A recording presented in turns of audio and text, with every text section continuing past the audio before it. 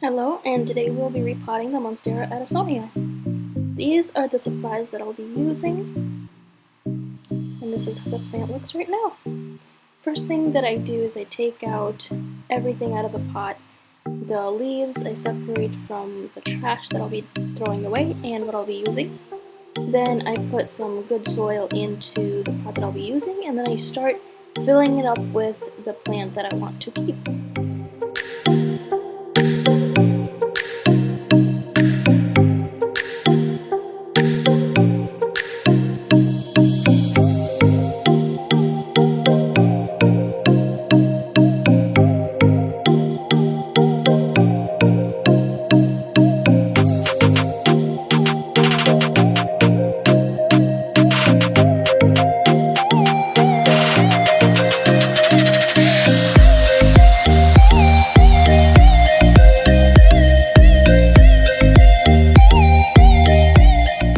Next, what I do is I cut off all the brown tips that I do not want to see on the plant.